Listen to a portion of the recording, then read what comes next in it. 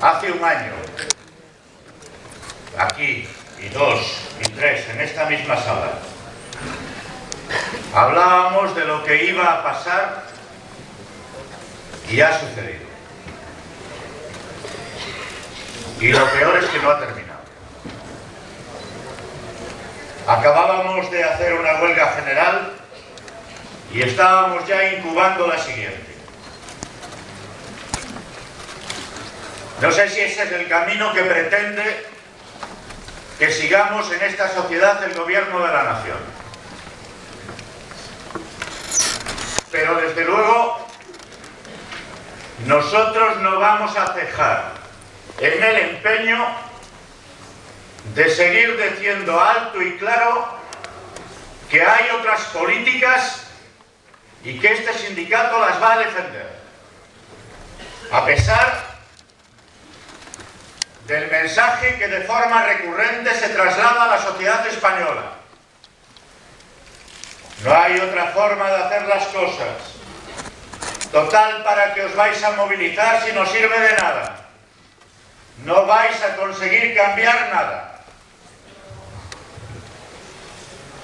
Es posible que tardemos, pero lo vamos a lograr. Es patético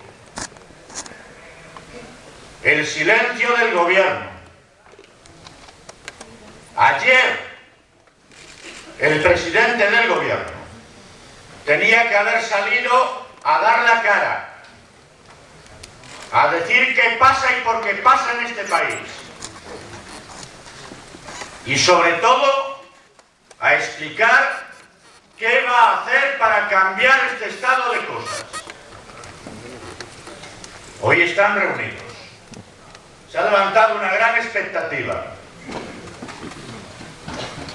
con la reunión del Consejo de Ministros de hoy. Espero que no estén incubando a estas alturas otro viernes negro que suceda al jueves negro que hemos vivido ayer. Espero que salga, que diga que cree que hay que hacer.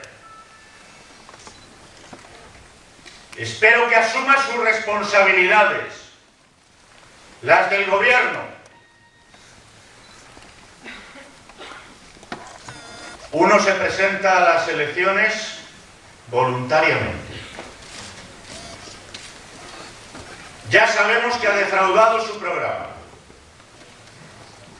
que no ha cumplido ni uno solo de los compromisos electorales que adquirió, eso que debería ser un contrato sagrado con la ciudadanía.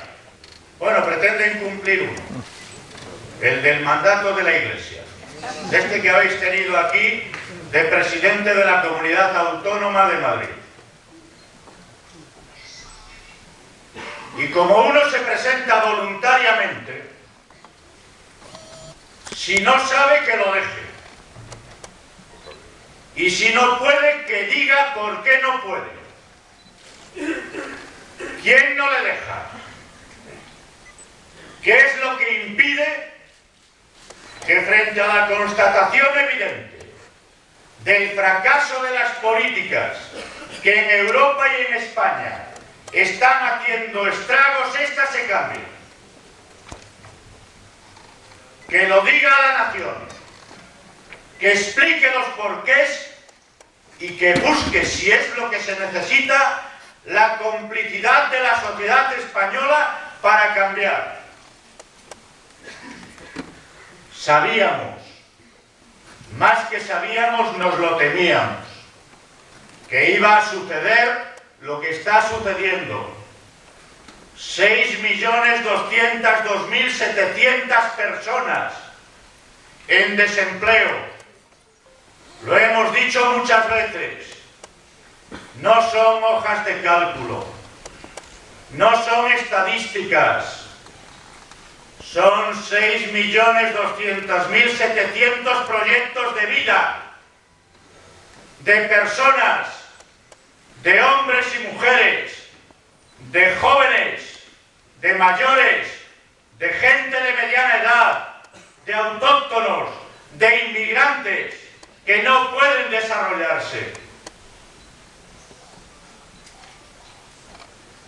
Y ante esta situación, ¿qué? Silencio.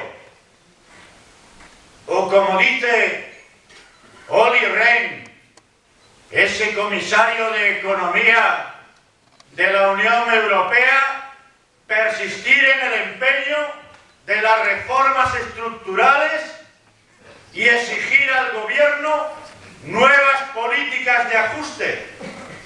¿Hasta dónde? ¿Hasta cuándo? ¿Hasta qué efectos? ¿O no es más que evidente que es un auténtico fracaso lo que se está desplegando en Europa, que el sur de Europa y España dentro del sur jamás en estas circunstancias de orientación de las políticas va a poder superar esta situación? ¿De qué sirven 2 años de flexibilidad?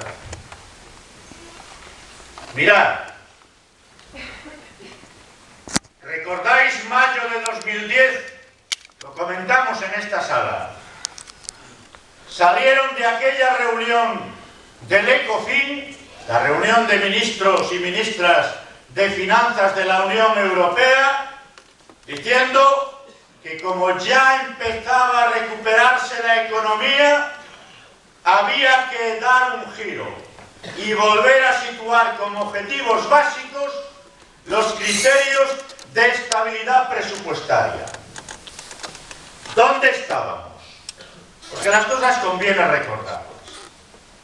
Teníamos entonces en nuestro país un déficit público del 11,2%. Una deuda pública que, si no recuerdo mal, estaba en el 68% del Producto Interior Bruto de nuestro país. Teníamos 4.600.000 personas en situación de desempleo, una tasa de paro del 20,3%. Un nivel de cobertura por desempleo de gente protegida por las políticas públicas de ayuda en situación de desempleo próxima al 80%. ¿Dónde estamos ahora? Deuda pública 84,5%. Casi 20 puntos más. Nos hemos endeudado. Estamos gastando cada año, este año, 4 puntos de Producto Interior Bruto, que quiere decir que la economía española, para financiar los intereses de la deuda, al menos tendría que estar creciendo al 4%. Tenemos una tasa de paro ayer constatada del 27,16%. Jamás, desde que hay estadísticas, España había llegado a esta situación. 4 millones de personas en paro más que cuando la crisis se inició, y casi 2 millones más que cuando dieron el giro a la austeridad. Y aún así siguen diciendo que hay que continuar con las reformas y con los ajustes fiscales. Hemos reducido el déficit público en 6 décimas. Desde mayo del año 2010 hasta abril del año 2013. ¿Sabéis cuánto nos ha costado? Pues nos ha costado cada décima de reducción del déficit público incrementar el paro en 250.000 personas más. Estos son los logros de los 2 últimos gobiernos con una aceleración patente de la destrucción de empleo como el último. Ya no hay herencia recibida. Ya estamos cosechando los frutos de su propia acción de gobierno. No se puede salir a la opinión pública, algún representante de estos cuadros intermedios, porque los fundamentales no salen a dar la cara del partido del gobierno, a decirle a la sociedad: tranquilos, no os dejéis deslumbrar por los datos del paro, no pasa nada, está mejorando la macroeconomía. ¿Y cuándo va a mejorar el empleo? ¿Y cuándo va a dejar de deteriorarse el estado social? ¿Cuánto más hay que reducir el gasto en sanidad, en educación, en dependencia, en servicios públicos, en servicios sociales, o recortarle las pensiones a los pensionistas y jubilados, o la protección por desempleo, o los salarios en la función pública, para que siga mejorando la macroeconomía? ¿Es ese el único camino a seguir? No es cierto. No es cierto. Claro, es el camino que interesa a las élites, porque vivimos una auténtica revolución de las élites, en detrimento de los intereses de la inmensa mayoría de la población en nuestro país y en toda la Unión Europea. O dicho de forma más simple, hacemos ajustes para que los bancos alemanes, a pesar de lo que escribe hoy el embajador de Alemania en un diario, se cobren sus deudas, se financien por debajo de cero la economía alemana, y aún así también está cayendo la actividad. Porque es imposible, no había evidencia empírica alguna de que de la crisis se pueda salir con austeridad, y es imposible que funcione la economía con ajustes fiscales al mismo tiempo en todos los países. Si nuestro mercado exterior no está en Asia, no está en América Latina o en Norteamérica, ni en África, nuestro mercado interior es la Unión Europea. Y con todos los países de la Unión Europea ajustando el gasto, ¿cómo es posible que se genere actividad? No hay actividad interna, porque cae el consumo, porque se destruye el empleo y se reducen los salarios y las pensiones a quien las tiene. No hay inversión pública y no hay financiación privada. ¿Cómo va a desarrollarse la actividad económica? El resultado de esta situación, la que muestra con toda nitidez el dato del paro que ayer conocíamos, es el de la combinación de una economía en recesión como consecuencia de las políticas que se aplican y reformas laborales que aceleran la destrucción de empleo en nuestro país. No es cierto, señor ministro de Economía, que el ajuste haya terminado en el sector privado. Lo sabéis perfectamente. Pero lo cuentan tantas veces a través de los medios que quieren que la gente se lo termine creyendo. Pero si es que ayer conocimos que 251.000 trabajadores y trabajadoras del sector privado han perdido su empleo en el último trimestre.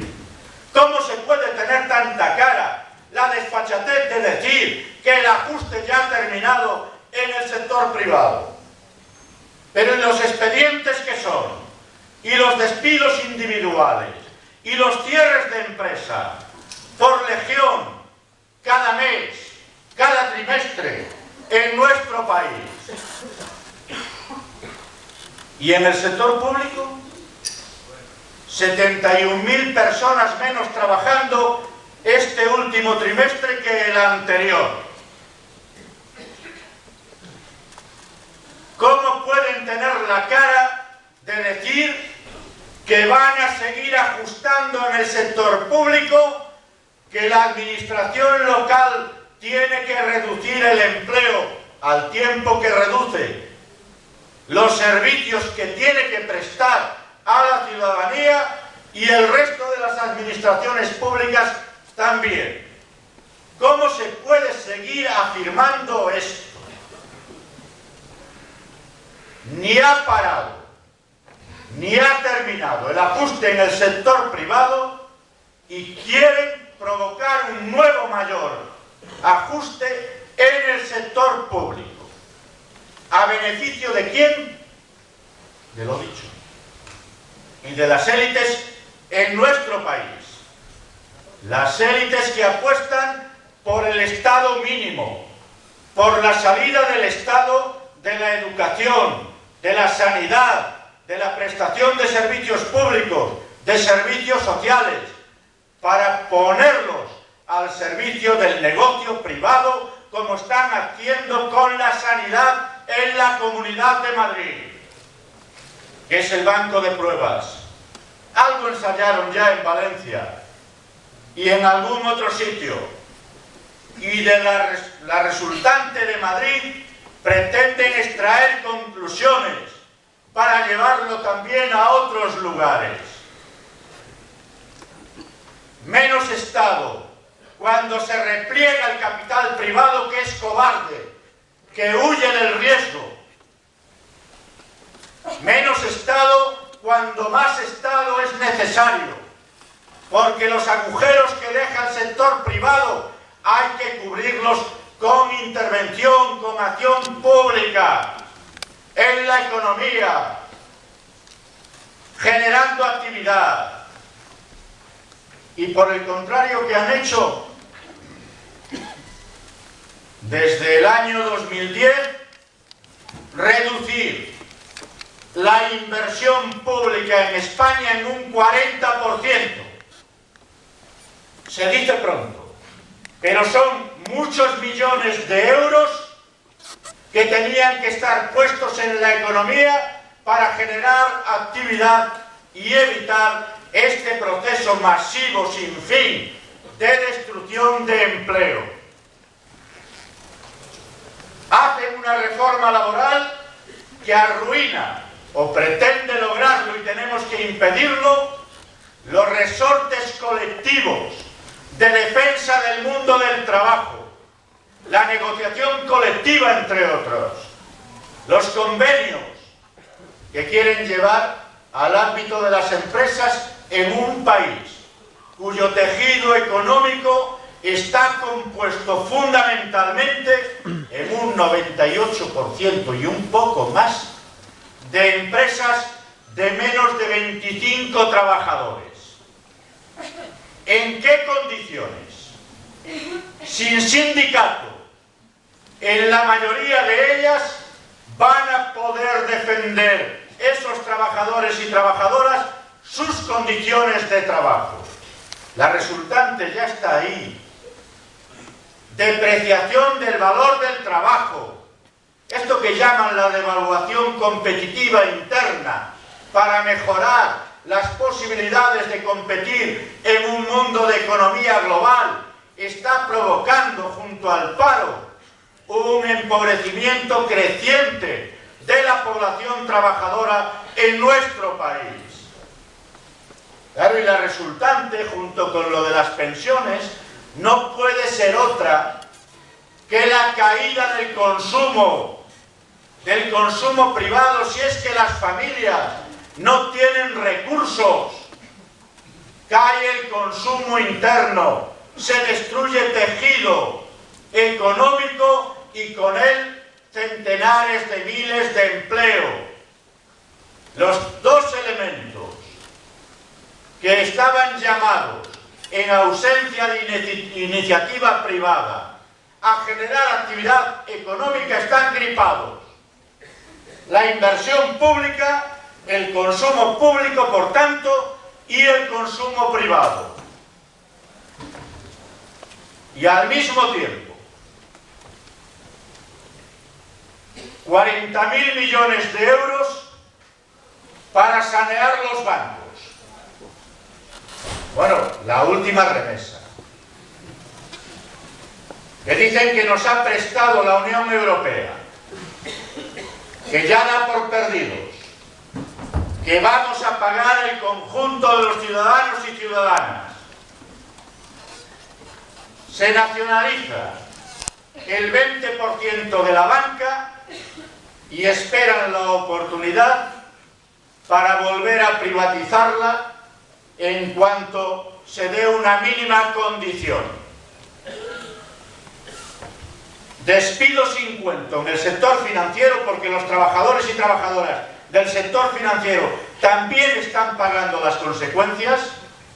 Por cierto, también la de otro desastre social que vive el país.